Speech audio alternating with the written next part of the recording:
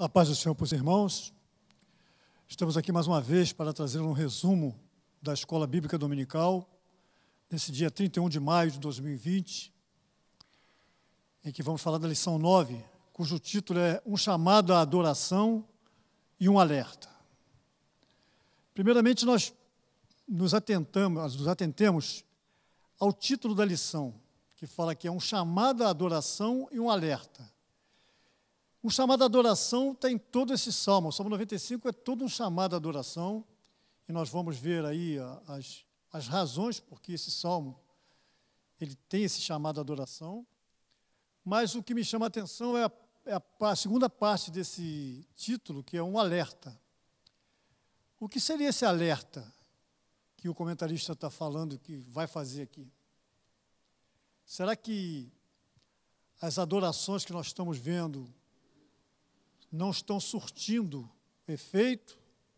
Será que as adorações que estão sendo praticadas, digamos assim, nas igrejas, não estão de acordo com os ditames da lei, da palavra de Deus?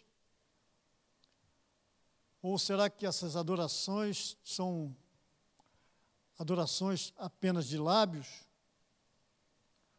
Ou não têm a substância que deveriam ter?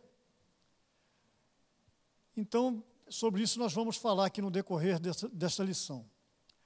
A verdade aplicada diz que o seguinte: a adoração envolve cântico, alegria, reverência, proclamação, mas também obediência. Eu posso até acrescentar, não querendo ser discordante do comentarista, um elemento aqui: sacrifício. Que tem o sacrifício também uma forma de adorar a Deus, né, com oferta de sacrifício. Mas vamos entender por que ele está fazendo esse alerta. E ele mesmo está dizendo aqui, na verdade aplicada, que envolve cântico, alegria, reverência. Será que está faltando algum desses elementos nas adorações praticadas na igreja? Está faltando cântico? Está faltando alegria, reverência, proclamação? Ou estaria faltando obediência ou sacrifício?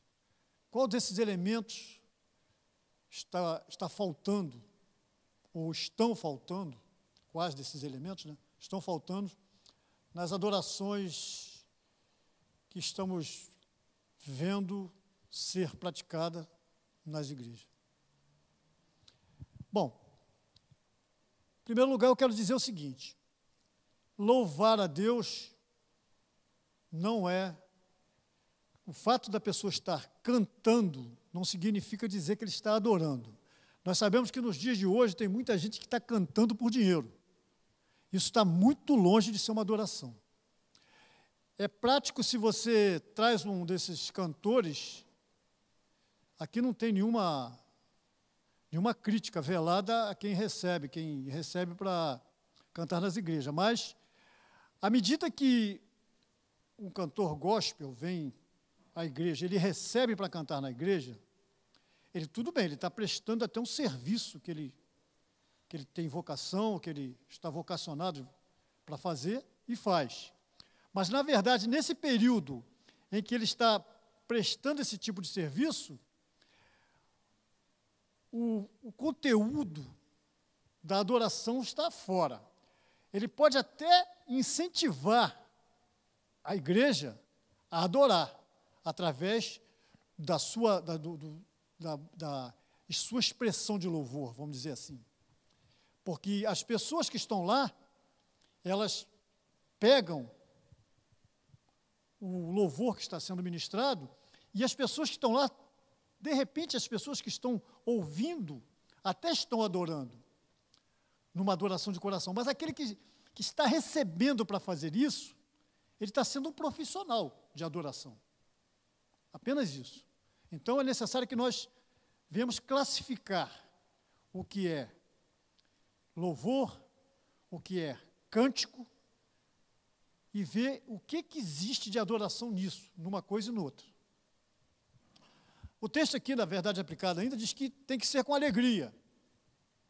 É óbvio que todos que nós vemos louvar nas igrejas, louvam com alegria. Tudo bem. Proclamação. O que é proclamar? Proclamar é dizer alguma coisa a respeito de. Será que existe, será que os louvores, hoje em dia, a adoração através de louvores, tem proclamado alguma coisa? Eu, particularmente, tenho ouvido louvores que Deus me livre. Não existe nada de cântico, não existe nada de alegria e muito menos de proclamação. Então, a gente pode fazer aqui uma ressalva, como também da obediência. Eu estou cansado de ver louvores aí que não tem nada a ver com obediência e muito menos com a palavra de Deus. Então, quando o comentarista diz que esse salmo é um chamado à adoração e um alerta, ele está dizendo que nem tudo está correndo 100% dentro das igrejas no que tange, no que diz respeito à adoração. Mas vamos ao salmo. Esse salmo, o Salmo 95, né, o Salmo de Davi, ele tem pelo menos algumas razões aí, talvez umas 10 razões, que nos leva a adorar a Deus. A primeira delas é porque o Senhor é Deus grande, Rei grande sobre todos, está no versículo 3. A segunda, nas suas mãos estou as profundezas da terra, isso é motivo para se louvar a Deus. A terceira é que ele está nas alturas, as alturas dos montes são suas. A quarta é que o mar é dele. A quinta é que ele fez o mar. A sexta é que suas mãos formaram a terra seca. E a sétima é que ele é o nosso Criador. A oitava, de que ele é o nosso Deus. A nona é que somos seu povo. E a décima é que somos ovelhas do seu pasto. Tudo isso nós encontramos nesse Salmo 95. Por isso que ele é chamado aqui pelo comentarista de um chamado à adoração. Porque, na verdade, quando nós adoramos a Deus, a primeira coisa que nos vem à mente, ao coração, é adorar pelos feitos de Deus. Tá? Quem adora Satanás pelos feitos de Satanás. Mas nós que somos servos de Deus e que somos filhos de Deus, a palavra de Deus diz isso. Todos aqueles quanto aceitaram a Jesus tornaram-se filhos de Deus. Nós somos filhos de Deus. Nós adoramos a Deus pelos feitos, pelos grandes feitos que Ele fez, mas pelo que Ele é também. Não só pelo que Ele tem, pelo que Ele já fez, mas pelo que Ele é. Porque existe muita gente que só adora a Deus por interesse. Então, nós podemos assim classificar a adoração em 3 níveis. Uma adoração que nós poderíamos chamar de uma adoração denorex, enganosa, que parece adoração, mas não é, que está virando moda nas igrejas. Uma adoração que, apesar de ser adoração, ela não tem nenhuma utilidade como adoração, e a adoração verdadeira.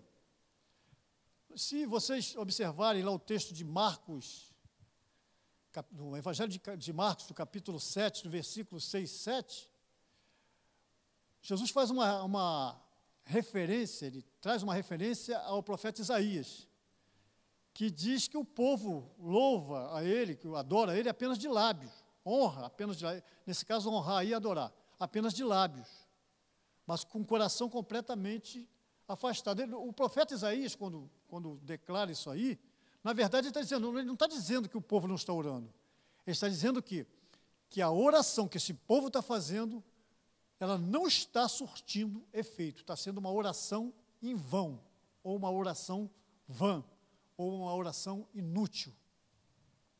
Então, meus irmãos, para que nós possamos chegar à conclusão do que o autor quer falar a respeito de adoração, é necessário que nós saibamos o que vem a ser oração.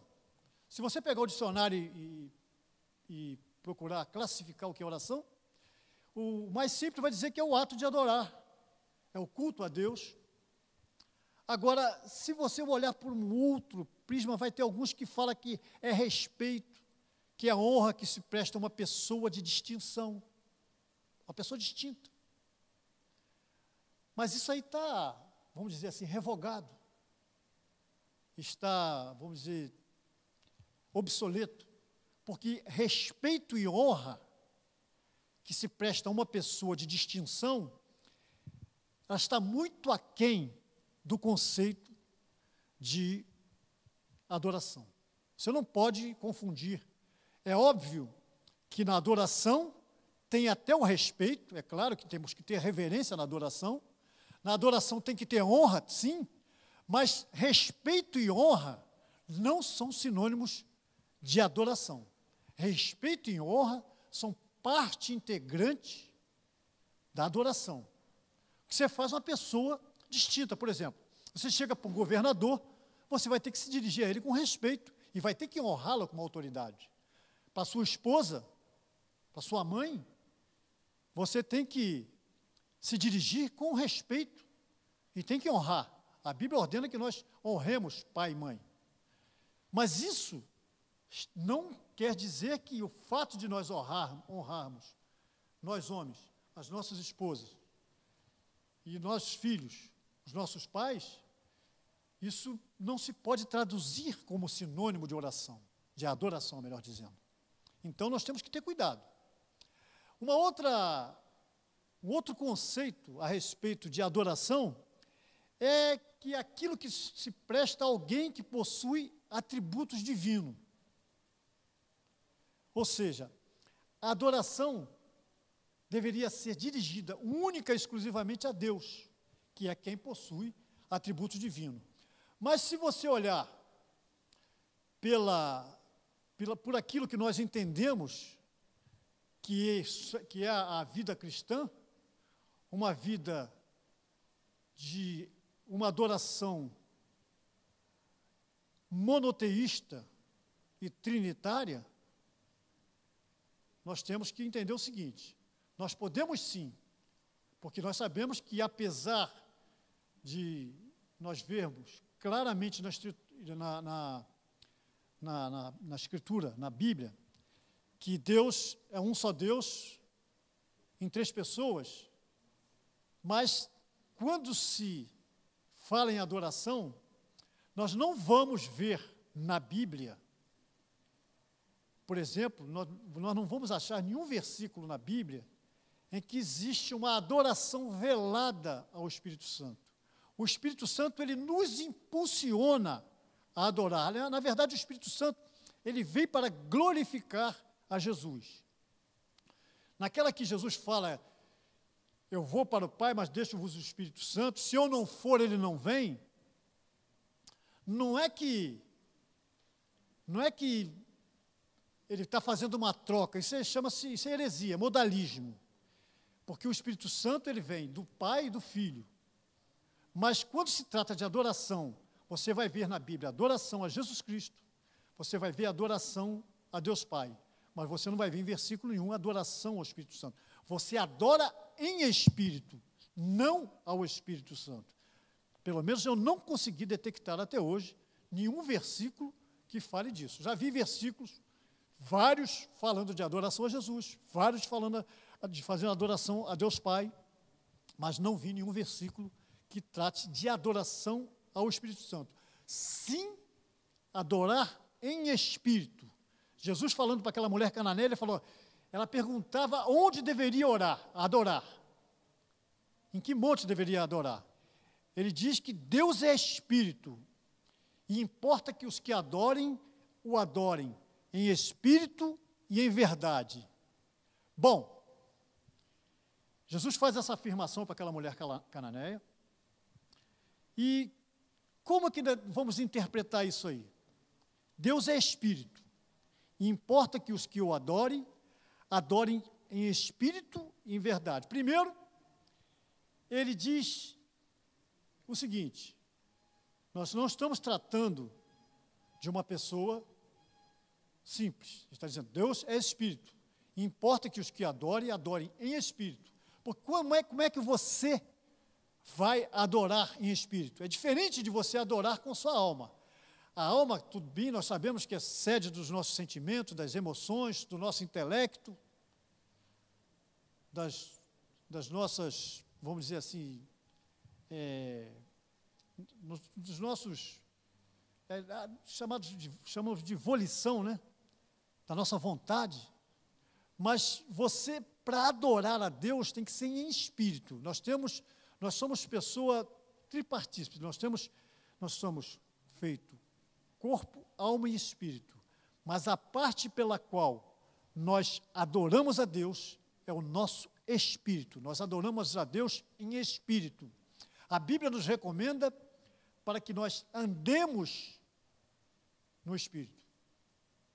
Então, essa palavra andar no espírito é peripateu, andar em torno do espírito, andar em torno dele. Né?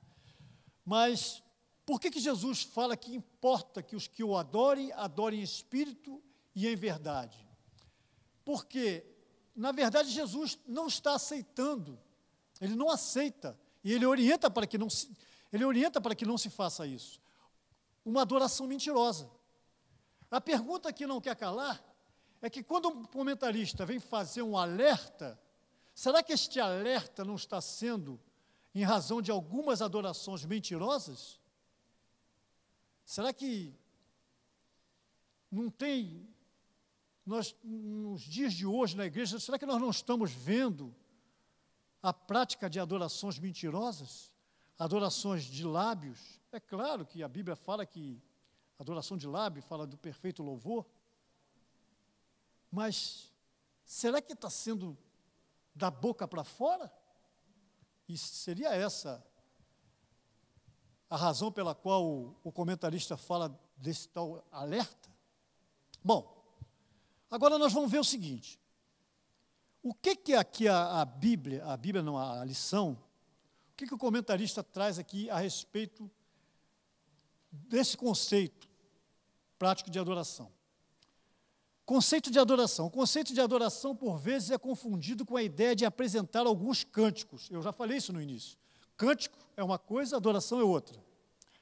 A adoração consiste em prestar reverência, humilhar-se diante do eu sou, reconhecendo a sua soberania, observando seus preceitos. Olha, se existe uma coisa que me incomoda, e eu creio que incomoda todos aqueles que são servos de Deus, é a falta de reverência no que concerne à adoração. A falta de reverência dentro da igreja está se tornando uma coisa horrenda, uma coisa de desanimar. A falta de, porque adorar não combina com falta de reverência, desculpe. Então, um dos conceitos da adoração é que dos requisitos da adoração perfeita é que ela seja feita com reverência. Nós sabemos que mesmo antes da criação do povo de Israel, né, já se havia ali uma adoração feita na família de Abraão, Isaque e Jacó, como fala aqui. E nas festas também depois as festas do povo judeu, principalmente aquelas três mais importantes, que é a Páscoa, Pentecostes e Tabernáculos, ali também era uma forma de adoração, ao ponto de Deus fazer a seguinte promessa: quando vocês vierem para me adorar, vocês podem ficar tranquilos, que aquilo que é de vocês, a sua propriedade, eu garanto. Ou seja, quando é para adorar a Deus, seja nas festas judaicas, Deus dava a certeza, a segurança de que no momento em que ele estivesse lá adorando a Deus, tudo que era dele estava seguro, para que vocês entendam e vejam a importância da adoração. Aqui o texto também fala do seguinte, da forma de adoração. E tanto os judeus quanto os samaritanos estavam preocupados com aspectos externos da adoração, ou seja, com os rituais. Mas não é esse o fundamento real da adoração. E aqui também diz o seguinte: a adoração que apenas cumpre aspectos rituais, mas não se espelha os atributos de Deus, é uma falsa adoração. Vocês observem que aquilo que o comentarista estava falando no início, a respeito de alerta, Nós estamos descobrindo no decorrer disso aí, que existe falsa adoração, que existe adoração sem reverência. Então, quando ele fala de falsa adoração, fala de adoração sem reverência, ele está, na verdade, complementando, ele está justificando o porquê deste alerta. E aqui no tópico 2.3 diz o seguinte: atitudes para uma verdadeira adoração. Adoração é o seguinte, ela vem com atitudes, né? A adoração ela vem revestida de atitudes. Algumas delas são a oração. Você pode adorar a Deus orando. Você pode adorar a Deus na meditação da palavra de Deus. Você pode adorar a Deus na sua santificação, que a nossa santificação é a santificação crescendo. Nós temos que nos santificar a cada dia, nós temos que meditar na palavra de Deus. Salmo 1, 2 fala isso. Nós temos que ter uma vida de oração, Efésios 6,18 fala sobre isso. E a vontade de Deus para conosco é a nossa santificação. 1 Tessalonicenses também fala isso. É preciso também estar atento à palavra de Deus.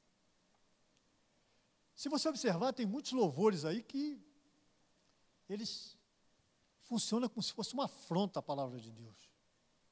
Eles falam coisas que Deus não faz, falam coisas que Deus não tem,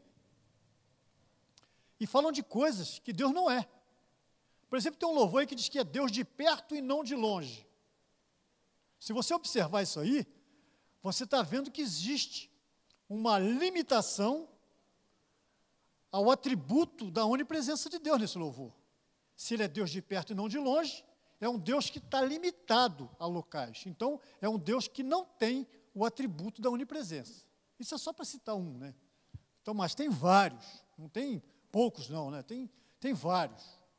E o que mais nós estamos vendo hoje em dia aí são louvores que, na verdade, são mais do que uma afronta à palavra de Deus, do que mesmo louvores. Então, esse tipo de louvor, ele não se encaixa dentro daqueles requisitos necessários para uma adoração perfeita.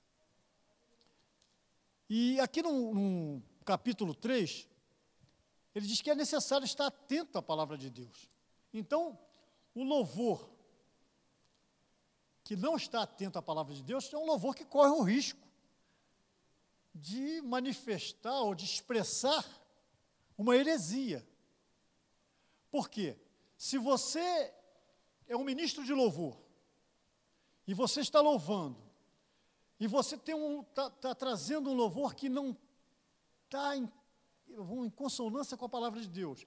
Na verdade, quando você, vamos dizer assim, através da sua ministração, você incita, você conclama que a igreja te acompanhe, ou até adore mais do que você está, na verdade, incitando uma heresia. Então, é necessário que você esteja, quando você ministrar qualquer louvor, você esteja atento ao que diz a palavra de Deus. Mas interessante também é o seguinte, se nós vermos uma figura, a figura de Jesus Cristo, né, nós obtivemos a redenção por Jesus Cristo. Por isso que, naquela estátua que tem lá no Corcovado, chamado de Cristo Redentor, ele é redentor porque ele nos trouxe a redenção. O que seria a redenção? Redenção é o pagamento de uma dívida. Jesus é nosso redentor porque ele pagou a nossa dívida. Mas existe também, dentro da palavra de Deus, uma figura que nós podemos classificar como uma figura de redenção e que está misturada, está mesclada com a adoração. Se você pegar quando o povo de Deus estava no Egito, no capítulo 5 de Êxodo, Moisés fala a Faraó o seguinte: liberte meu povo para que ele adore a Deus. É Deus falando através de Moisés o seguinte: liberte para que me adore. Aí existe aquela resistência por parte de Faraó Na verdade, Faraó é uma figura do diabo, né? Faraó é uma figura do diabo e Moisés é uma figura do libertador. Tanto é que Moisés é um tipo de Cristo. Porque assim como Moisés libertou o povo de Deus da escravidão, Jesus Cristo nos libertou também da escravidão, do pecado. Então, esse paralelo que nós vamos fazer aqui agora rapidinho, da saída do povo do Egito com a adoração, é porque na redenção, na compra, Jesus nos comprou. A Bíblia diz que o escrito de dívida que havia contra nós, Jesus cravou na cruz. Em Colossenses fala isso, e em Colossenses também diz que ele nos retirou do império das trevas, do império do diabo, e nos trouxe para o reino do seu amor.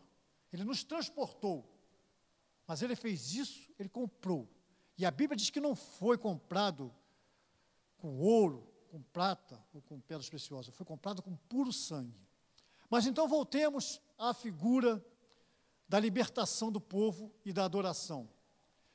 No capítulo 5, quando Moisés fala isso para Faraó, Faraó se indigna e diz, olha só, esse povo está muito desocupado, então eles querem adorar, então a gente vai fazer o seguinte, a gente vai dobrar a carga de serviço para eles, para que eles não sintam não fiquem tão ociosos, que eles não fiquem tão ociosos, melhor dizendo, nós vamos dobrar a carga de trabalho dele. Aí Deus, através de Moisés, começa a mandar aquelas pragas para lá para o Egito, e Faraó tenta negociar. Vamos lá, voltando às figuras. Faraó, a figura do libertador. Egito, a figura do mundo. Desculpa, Moisés, a figura do libertador. Faraó, a figura do diabo. E Egito, a figura do mundo. Deus tira o povo do mundo, que está sendo escravizado por Faraó, figura do diabo. Mas quando Deus vai tirar esse povo de lá, Faraó oferece uma resistência. Primeiro ele dobra a carga de trabalho, mas depois, quando ele vê que o negócio está ficando feio para o lado dele, ele fala assim, olha só, não dá para esse seu povo aí, para vocês adorarem a Deus aqui no Egito? Aí Moisés disse para ele, não tem condições, não combina adoração com o mundo. Eu não posso deixar que o povo de Deus, isso eu estou parafraseando, né? Não posso deixar que o povo de Deus adorem a Deus no mundo, e sendo coordenado, sendo dirigido pelo diabo, pelo Faraó. Então, Moisés não aceita esta proposta de Faraó.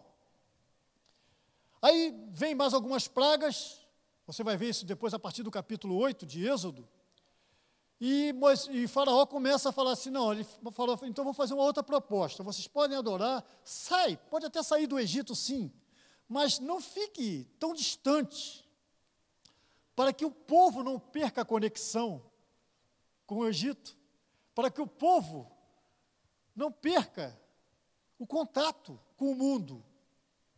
Aí Moisés também não aceita, porque, na verdade, quando você se propõe a adorar, você não pode fazer isso lá no mundo,